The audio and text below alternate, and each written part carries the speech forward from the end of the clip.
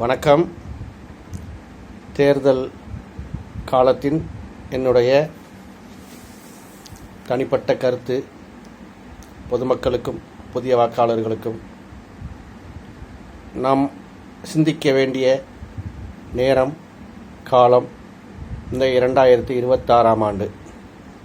சிந்திக்க தவறினாலோ சரியான தீர்வை தரவில்லை என்றாலோ நம் நிலைமை இன்னும் மோசமாகிவிடும் என்பது அனைவரும் அறிந்த ஒரு உண்மை. இதில் மதம், அரசியல், வயது, பணம், புகழ் இது எதுவும் வேலை செய்யாது. ஆனால் நாம் சிந்திக்க வேண்டியது மனதால் மட்டுமே, பணத்தாலோ குணத்தாலோ அல்ல. மனதில் சிந்தித்து ஒரு நிமிடத்தில் செய்த தவறு 5 ஆண்டுகளுக்கு அனுபவிக்க வேண்டி வரும். எனவே நாம் அளிக்கின்ற வாக்கு, ஓட்டு என்று சொல்லுகிற வாக்கு நல்வாக்காக இருக்க வேண்டும். அது அவர்களின் நம்மிடம் வாக்கு கேட்பதற்கு சொல் வாக்கு தருகிறார்கள் அல்லவா, அது நிஜமாக இருக்க வேண்டும். இப்போது இந்த 234 பேரையும் நம்ம தேர்ந்தெடுக்கிறோம். ஒருவர் ஓட்டு போடவில்லை என்றால், ஓட்டு போடாமல் ஒருவர் நிராகரித்தால் அவர் இறந்ததுக்கு சமம். ஆனால் நாம் சிந்திக்காமல் சரியான நபருக்கு வாக்களிக்காவிட்டால் நாம் தமிழகத்தை கொள்ளுகிறோம் என்ற பொருள். இப்போது இந்த ஓட்டு போடும்போது நாம் கொஞ்சம் எண்ணி பார்க்க வேண்டும். ஒவ்வொரு கேண்டிடேட் வேட்பாளர்களுக்கு இந்த விளம்பர தகவல் எப்படி வருகிறது? உங்களின் ஒருவர் மண்ணின் மைந்தர், கூப்பிட்ட குரலுக்கு ஓடோடி வருவார், கரைபடையாத கரங்கள் சொந்தக்காரர்.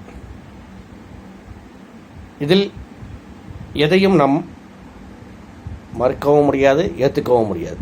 அது அவர்களின் பாணி.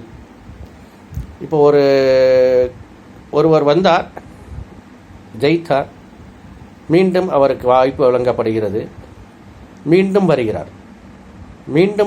வருகிறார் என்றால் எவ்வளவு நாள் கழித்து வருகிறார், இதை நீங்கள் பார்க்க வேண்டும். சில இடங்களில் திருமணங்களிலோ அல்லது இறந்த வீட்டில் அவர் ஒரு பெரிய இடத்தில் இருக்கிறார் என்று படத்துறப்பு விழாவுக்கோ அல்லது ஏதோ ஒரு பொது நிகழ்ச்சியிலோ நாம் காணலாம். மாறாக நாம் அழைக்கவும் இல்லை, அவர் வரவும் இல்லை. ஏனென்றால் நம்மை அழைப்பதற்கு அவருக்கு 5 ஆண்டுகள் ஆகிறது. 5 ஆண்டுகளுக்கு முன்பு அழைத்தார், ஜெயித்தார், மீண்டும் நாம் தேவைப்படுகிறோம், நம்மை தேடி அவர் வருகிறார். இப்போது இந்த கரைபடியாத கரத்துக்கு சொந்தக்காரர் அப்படி என்றால் அவர் எதையும் செய்யவில்லை என்று அர்த்தம். எதை செய்திருந்தாலும் சற்று கையில் கரை படிந்திருக்கும். இப்போ ஒரு இருசக்கர வாகனத்தை பழுது நீக்கிறார் என்றால் அவர் கையிலே சிறிதளவு கரை படிந்திருக்கும். ஒருவர் மாடு மேய்க்கிறார் என்றால் அவருக்கு சிறிதளவு கையிலே கரை படித்திருக்கும். ஒருவர் விவசாயம் செய்கிறார் என்றால் அவர் கண்டிப்பாக உரமோ அல்லது பூச்சி மருந்தோ அடிக்கும் பொழுது கையிலே கரை படிந்திருக்கும். கரை படியாத கரம் என்றால் அது எதிலையும் ஈடுபடாத கரம், எதையுமே செய்யாத கரம் என்பதை அவர்கள் சொல்லுகிறார்கள். நாங்கள் எதையும் செய்து இருந்தால்தான் கையில் கரைபடியும், நாங்கள் எதுவுமே செய்யவில்லை. உலகிலேயே தூய்மையானது ஒன்று பசும்பால், இன்னொன்று மழைநீர். கரைபடியாத கை என்றால் ஒருவர் சொன்னார் திரைப்படத்திலே, குடிக்காத பிள்ளை இருக்கணும்னா 234 பேர் தாண்டா, நேற்று பிறந்த குழந்தை ஏதாண்டா இருக்கும்னு ஒருத்தர் சொன்னார். அவர் பேரிலேயே ஒரு போதைப் பொருள் இருக்கிறது. அதே போல் அப்படி இருந்தால்தான் அந்த குழந்தைக்கு தான் கையில் கரை படிந்திருக்காது. ஆகவே நான் கரைபடியாத கைக்கு சொந்தக்காரன் என்று யாரும் யாரையும் தன்னைத்தானே சொல்லிக்கொள்ளக்கூடாது. அவர் நல்லவர், அவர் சுத்தமானவர் என்று நாம் சொல்ல வேண்டும். தன்னைத்தானே சொல்லிக் கொள்பவர் விளம்பரத்துக்காகவே தவிர பொதுநலத்துக்காக கிடையாது. 5 ஆண்டுகளுக்கு ஒரு முறை வருகிறார்கள், ஓடோடி வருகிறார்கள், தேடி தேடி வருகிறார்கள், தெரு தெருவாக வருகிறார்கள். இப்பொழுது அதெல்லாம் இல்லை. அவர்களை சார்ந்தவர்கள் வருகிறார்கள், அதுவும் சில தெருவுக்கு வருகிறார்கள், மற்ற தெருவை நிராகரித்து விடுகிறார்கள். அது அவர்களுக்கே தெரியும் இங்கே எல்லாம் போனால் பிரயோஜனம் இல்லை என்று. எனவே அது வேறு. ஆனால் இப்பொழுது இந்த இவர்களுக்குள்ளேயே குடும்பத்துக்குள்ளேயே யார் வருவது யார் நிற்பது என்ற போட்டி பொறாமையில் நிலவுகிறது. பனிப்போர் என்று சொல்கிறார்கள். அதற்கு சிலர் பஞ்சாயத்து செய்கிறார்கள். ஆனால் மக்களுக்காக என்று யாரும் இவர்கள் வைத்துக் கொள்கிறார்கள் அல்லவா, முன்னாள் தலைவர்கள். இவர்களுக்கு பின்னால் பார்த்தால் வரிசையாக இருக்கும் மூத்த தலைவர்கள். அவர்கள் இப்போ இல்லை.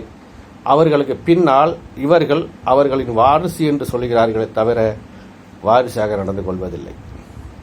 எந்த ஒரு தகப்பனுக்கும் எந்த ஒரு முன்னோடிக்கும் வாரிசாக இருப்பவர் அவர் மாதிரி எப்படி இருக்க முடியும்? ஓரளவு தான் இருக்க முடியும். ஆனால் அந்த புகைப்படத்தில் இருப்பவர்களை இவர்கள் வைத்திருக்கிறார்கள். அவர்களுக்கு அப்புறம் இவர்கள் அவர்களை பின்பற்றவில்லை. மக்களும் வாக்கு அவர்களுக்கு செலுத்தியது போல் இப்பொழுது செலுத்துவது இல்லை. ஏனென்றால் ஒருவர் பார்த்தோம் என்றால் ஒரு இருக்கின்ற கட்சியிலே எல்லாம் புடவை வைத்துக் கொள்கிறார்கள். சம்பளத்துக்கு போய் நாற்காலிலே அமர்வர்கள். அவர்கள் எந்த கட்சி சார்ந்தவர்கள் என்று சொல்வது? 500 600 பணம் கொடுக்கிறார்கள். அது வேறு, அவர்களுக்கு வர வேண்டியது கண்டிப்பாக. அந்த போகிறவர்கள் ஒரு பணக்காரர்கள் அல்ல. அவர்களுக்கு பணம் தேவைப்படுகிறவர்கள் தான். இவர்கள் சம்பாதித்த பணத்தை இப்படித்தான் செலவு செய்வார்கள். இதை வாங்கிக் கொள்வதில் தவறில்லை. ஆனால் அங்கு செல்கிறவர்களை கணக்கெடுத்து சொல்கிறார்கள் 10,000 பேர் வந்திருந்தார்கள் என்று. அதில் எத்தனை ஆயிரம் பேர் அவர்களுக்கு உண்மையான கட்சியை சார்ந்தவர்கள்? சம்பளத்துக்கு வந்தவர்கள் எத்தனை பேர்? இதெல்லாம் இருக்கிறது. இப்பொழுது இந்த நாம் தேர்ந்தெடுக்க வேண்டியவர்கள் சிறிய சிறிய சிந்தனைகளை சிந்திக்க வேண்டும். அவர்கள் இப்போ பார்த்தோம்னா ஒரு அரசியல் கட்சியில் இப்போ இருக்கிறவர் யாருமே மேடையில் ஏறி பேச முடியாது. எப்படி பேச முடியாதுன்னு கேட்டிங்கன்னா, நேற்று ஒரு கட்சியில் இன்றைக்கி ஒரு கட்சியில், இன்றைக்கி ஒரு கட்சியில் நாளைக்கு ஒரு கட்சியில். இப்போ நம்ம நிற்கிறோம் ஒரு பஸ்ஸுக்கு, நான் இந்த பஸ்ஸில் தான் போவேன் பிரயாணம் பண்ண வேண்டி நிற்கிறோம். ஆனால் அந்த பஸ்ஸு காலதாமதமோ இல்லை பிரயாணம் செய்யலாமல் போனதுக்கப்புறம் நாம் வேறொரு பஸ்ஸை தேர்ந்தெடுத்து எடுக்கிறோம். அந்த பஸ்ஸில் பார்த்தோம்னா டேப் ரெக்கார்டு இருக்காது.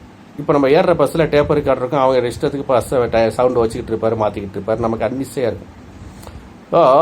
இப்போ இருக்கிற தலைவர்கள் யாரும் மேடையில் ஏறி ஒரு நிலையில் பேச முடியாது. ஏன் பேச முடியாது என்றால், ஐயோ போன வாரம் வித்த சிட்டுக்குருவிலே ஞாபகத்துக்கு வந்துடுச்சு இந்த வடிவேல் சொல்கிறது மாதிரி, அவர்கள் அங்கிருந்து திட்டினவர்கள் மேடைக்கு வந்திருக்கிறார்கள். இங்கிருந்து திட்டினவர்கள் மேடைக்கு போயிருக்கிறார்கள். அப்பொழுது இவர்கள் ஒரு நிலையில் நடுநிலையில் பேச முடியாது. அப்போ பேசும்பொழுது நிதானிக்க வேண்டும், சிந்திக்க வேண்டும். ஆஹா, அவரை அங்கே திட்டிய வார்த்தையை இங்கே திட்டி விட்டோமே என்று மாட்டிக்கொள்வார்கள். ஆகையால் யாரும் மேடையில் பேசுவது இப்போ குறைந்து விட்டது. அதை தாண்டி நீங்கள் இந்த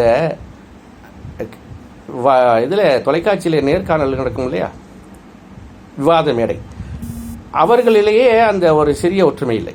பேசும்போது பார்த்தோம்னா அவர்களுடைய பொறுமை இழந்து, நிலை இழந்து, அவர்களை பேசுகின்ற இடம் இழந்து, தன்னை மறந்து வா போய் என்று பேசுவது, அவர்களை அவதூறுகளுக்கு பேசுகிறது, இந்த பேச்சுகள் கேட்கும் பொழுது இந்த டிவியில் பார்த்தோம்னா வால்யூமை கம்மி பண்ணுங்கள், டிவி வால்யூமை கம்மி பண்ணுங்கள் என்று சொல்வது போல் அதுக்கும் இதுக்கும் அதிக வித்தியாசம் இல்லை.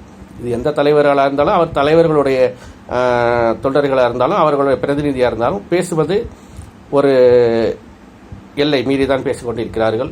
பார்ப்பவர்கள் என்ன நினைப்பார்கள் என்று அந்த 4 பேரிலேயே ஒற்றுமை இல்லை. அப்போ 234 பேர் ஒரு சட்டமன்றத்துக்கு செல்ல வேண்டும். அவர்களுக்கு கீழே உள்ள மக்களை அவர்கள் கவனிக்க வேண்டும். இவர்கள் பேரம் பேசுகிறார்கள். எங்களுக்கு எத்தனை தொகுதி தருவீர்கள், எனக்கு எந்த இலக்காவை தருவீர்கள், எனக்கு எந்த இதை தருவீர்கள், வந்தால் என்ன செய்வீர்கள், அவர்கள் பகிர்ந்து கொள்கிறார்கள். தவிர பாக்கி இருப்பவர்களுக்கு என்ன கிடைக்கும்? எதுவும் கிடைக்காது. ஸோ அவர்களுக்கு பங்கு போடுவதற்கு பாகப்பிரிவினை செய்து கொள்கிறார்கள். தமிழகத்தை மக்களை பகரக்காயாக பயன்படுத்துகிறார்கள். நானும் ஒரு கட்சியில் இருந்தேன். இப்படி பேசுகிறவனை கட்சியில் வச்சுக்கொள்வார்களா? அதனால் அவர்களே என்னை விட்டுவிட்டார்கள். நானும் பிற கட்சிகளை முயற்சி செய்தேன். எனக்கு மேடை கிடைத்தால் நன்றாக பேசுவேன். ஆனால் இது எத்தனை பேரை சென்று அடையும் என்று தெரியவில்லை.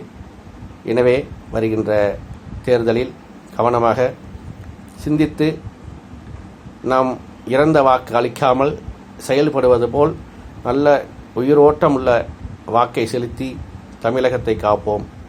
வருகின்ற சந்ததிகளுக்கு நல்ல தமிழ்நாட்டை விட்டு செல்வோம் என்று கேட்டுக்கொள்கிறேன். நன்றி. மீண்டும் சந்திப்போம்.